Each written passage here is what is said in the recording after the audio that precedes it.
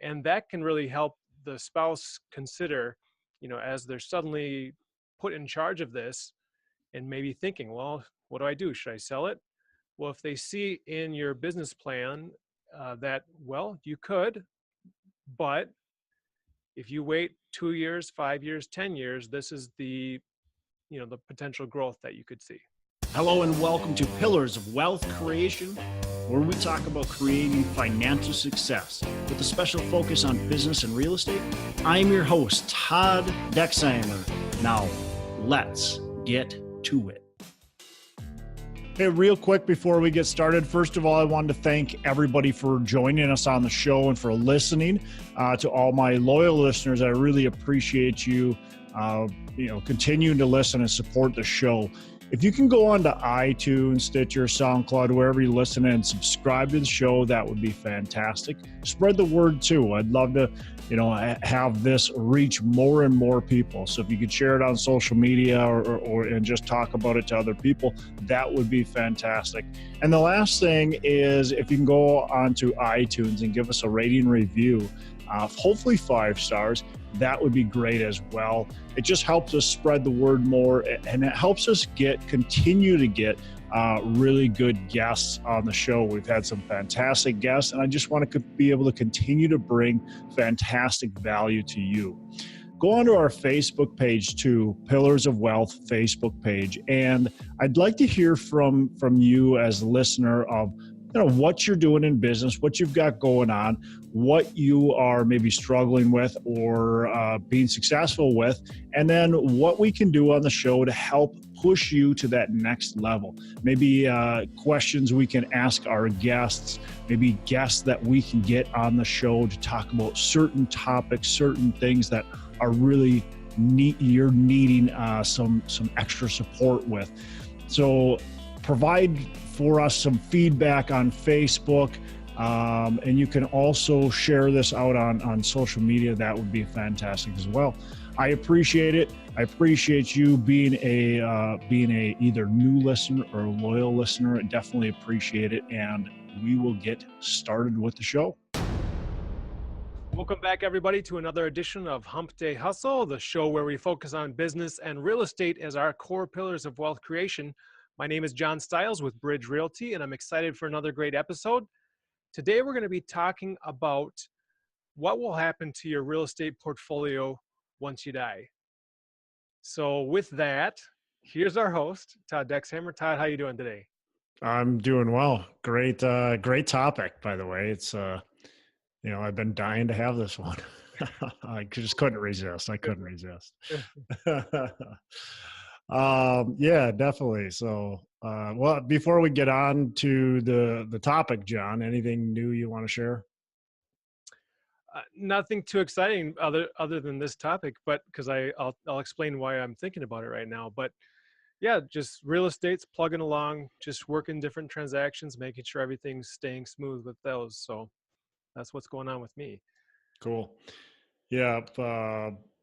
For me, I'm about to close on a transaction and just working really hard now at trying to get the next deal lined up and see where we can do, if we can get another one here prior to the end of summer. If we can be closing on one prior to the end of summer, and that would set us up to be able to close on hopefully another one before the end of the year and get at least 3 deals transacted on in 2019, which would put me in a spot where I'd be pretty satisfied with the year. Of course, we want to make sure we're getting good deals, really solid, cash flowing deals, and deals that have some upside as well. So, because our number one focus is just making sure we've got good deals for us and our investors to continue to build our portfolios, especially as we continue to age here through the market cycle.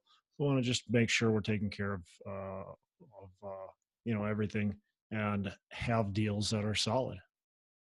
Yeah. Well, it's exciting that your deal that you've been talking about for quite a while now is getting close to close. Any roadblocks or speed bumps that you've hit, or has been going pretty smoothly? Yeah, I mean, for the most part, it's been going pretty smooth. Of course, there's always some challenges, but nothing like that's really jumped out uh, being a challenge. Some learning, experiences along the way, which I'll talk about as we actually close on the property. Because you never say we're never say I never say we're closed until we're actually closed. So our closing date is set for middle of this month, so it's only just a few weeks away. But still, until you're closed, you're not closed. So we just don't know. Right.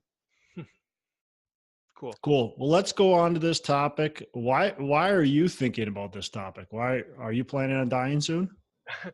I'm hoping not to anytime soon, but I was talking to kind of a friend of a friend who her husband has passed away a couple months back, and they had a portfolio of properties. And because I was kind of the friend of the friend, she's come to me for kind of advice on how to manage these properties. And her husband was, he was kind of the do-it-yourself manager, as I understand, and he was very passionate about it, loved doing it, and suddenly he's out of the picture. So she's trying to take up the reins, and obviously I'm not going to get into her specific situation for her privacy and whatnot. But it just got me to thinking, what if I suddenly stepped out of the picture with my family? I know my wife is well aware of what I'm doing with all my different real estate endeavors, but would she know what to do you know, and to take over, make sure things didn't just suddenly fall apart, and I think most importantly, make sure she didn't fall apart. Make sure she's not overwhelmed and stressed and just making rash decisions or just worried about the whole situation. So that's what's got me thinking about it. Yeah, for sure. I mean, obviously, we want to be concerned with that because, you know, none of us think we're going to die anytime soon. When I think about, dying, that's for me, it's well, I'm not even 40 yet. I've easily got 40 more years left to go. But in reality, it could happen tomorrow. I had some family that's died young, and I think most of us have known somebody who's died prior to them being, and they're even in their 50s or even 40s. And so you just don't know, and so being prepared is definitely important. And we want to set our spouses up, our family up for success versus, like you said, all of a sudden we're panicking, we're selling properties that we maybe shouldn't be selling, or we just don't know when to sell them. And we they end up being in a worse position than what they otherwise could have been had things been set up properly. So absolutely, I think that's really important to talk about that. My wife and I, this is probably about 2 years ago, and we still have some work to do. But we went and we set up the trust stuff so that if I did pass, it would be really easy for my wife to take control of the properties. It's basically immediately. They don't have to go through the whole process. If you just had a will, you have to go through the whole court process still, and that takes a long time. Where the trust is very quick. Did it cost us a little bit more money up front? Absolutely, but is it going to save in the end? 100%, especially for how many moving parts my company has. So yeah, I think it's extremely important. The work that we have left is making sure we've got still good systems set up. So if I do pass, that she, as you said, can take over, maybe not seamlessly, but it can take over fairly easily and still have successful, cash flow coming in, and not have to worry about the day-to-day operations and whether money's coming or going. Yep. By the way, obviously we're not accountants, CPAs, attorneys, or whatever, but I think it's worth pointing out, as you've highlighted here with trusts and wills. A lot of times people think, well, if I've got a will, then everything's set to go. I mean, what else is there? But at least in, I don't know about other states, but in Minnesota, the will is great and it's important, but that just is your intentions. And most often, if you've got real estate involved, you still have to go through a probate process in order to get the will uh, kind of solidified and things happening the way you wanted them to. Yeah, and things can get tied up for a long time in probate, especially when you have, depending on what your family is trying to achieve, right? And what their opinions are of what you expected. So it's especially when you've got older parents, older kids, and they all want maybe a piece of the pie, or they all have different expectations, and maybe you got 4 or 5 kids and they're all fighting at probate over what should really be done with the property. Some of them want to keep it, some of them want to sell it. Some of them want all the profits themselves because they maybe did more than the others. Who knows? And so it can get a little sticky. So if you have everything set up, not only in your will, but if you have, the trust document set up properly, it makes that just a lot easier and more seamless. For sure. So, John, what are some of the things that you guys, or maybe you haven't put this amount of thought into it, what are some of the things you've started to think about as you're going, okay, if I die, then what would that look like for my wife? Yeah, I've definitely got a lot of work left to be doing on this. I'm really kind of at the beginning, and I think that's, you know, my portfolio is pretty small, so it shouldn't be as overwhelming as someone who's got a lot more. But nonetheless, one of the first points is kind of just a letter to my wife. What do you do if I die? And one of those points I want to include and want to communicate to my wife is that even though I'm very passionate about real estate investing, and I'm very much a do-it-yourselfer in a lot of aspects of that, that doesn't mean she has to be that same way in order to still be successful in retaining the portfolio. She can still take the benefits of the cash flow and still hire out, quality property management and hire the different attorneys and different people that are needed in order to maintain the portfolio, but she doesn't have to be as personally involved if she doesn't want to be. Yep. Yep. Yeah. For us, we've set it up. We've got a few people that would, specifically take over, kind of on the asset management side. And then, there's a few property management companies, that would, likely be taking over. Now these are for the properties that I own locally that my company self manages. Now she could always take over that if she so chooses, but those are just kind of in place for her to be able to really just make the switch. For the out of state properties that I have, there's already third party property management in place, but then there's asset manager that would then take over managing that asset in order to make sure those properties are being maintained at the level that needs to be maintained versus her trying to do that. And that's just not her expertise. And so I wouldn't want to leave that to her, especially for both her and my investors.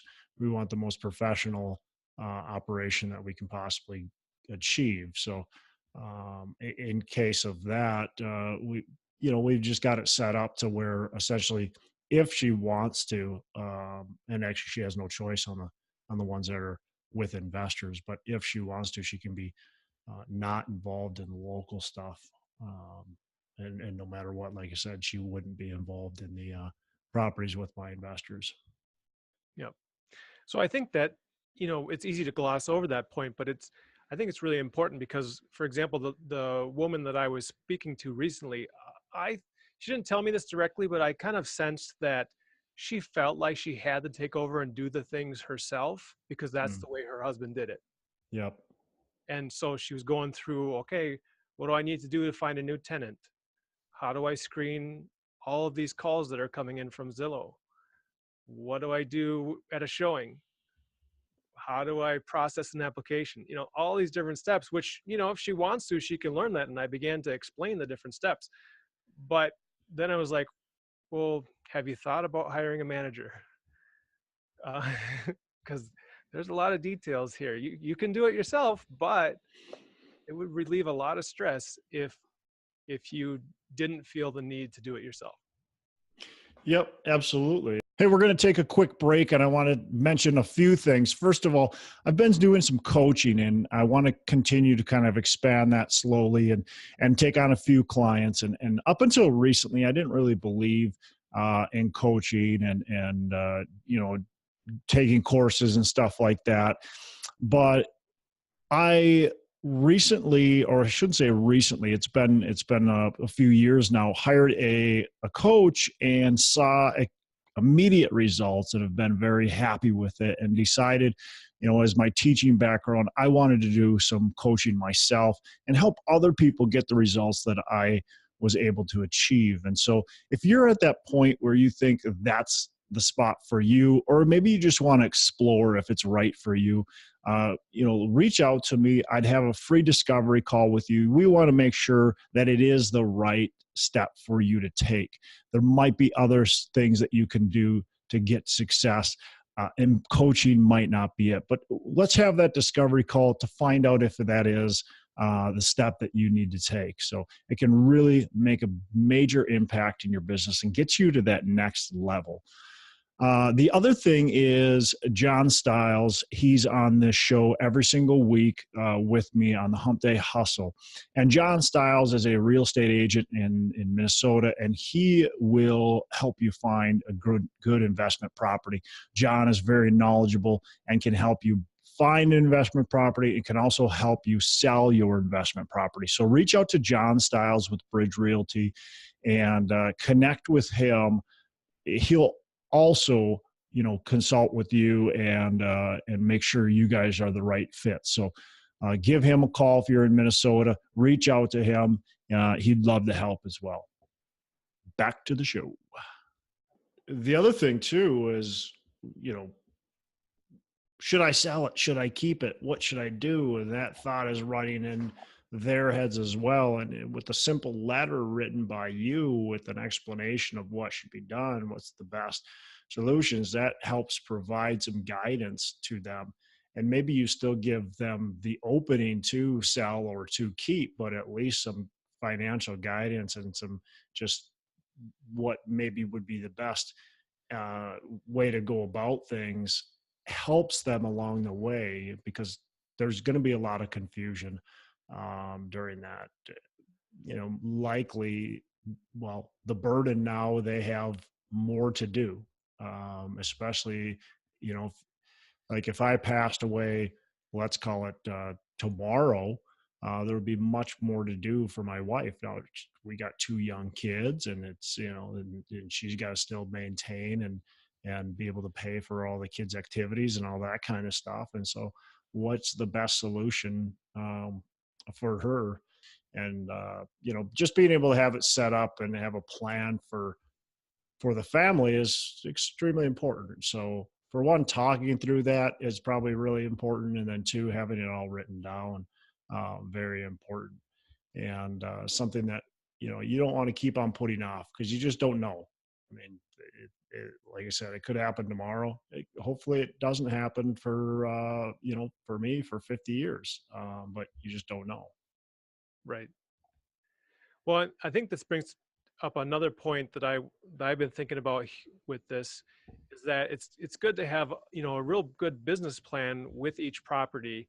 I know you've talked about doing that before.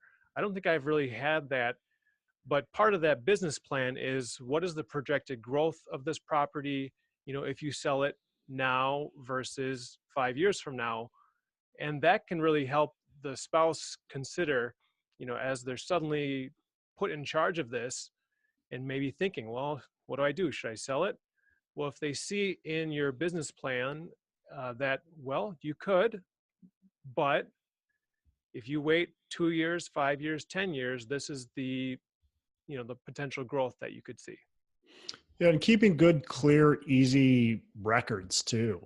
And that way, your spouse can see where that cash flow is. Like if you've got 3 properties that cash flow on average $100 a month, and the rest of them are on average, between $300 and $500 a month, they might go, okay, I want to sell these, ones that are more of a pain in my butt because I don't have the time and I don't want to. Properties aren't my thing. So I want to sell a couple of these properties, and they have that. It's easy to choose for them which properties to sell. So, making it very clear so they understand what they're getting is really important as well. Yep. And speaking about record keeping, just in that initial letter to the spouse, where are the records kept and how are things filed?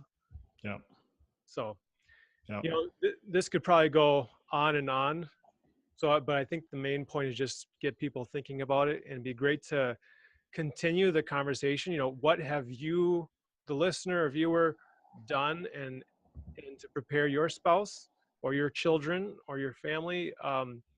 Even though none of us are really planning to die anytime soon, I think a good business plan accounts for that worst case scenario.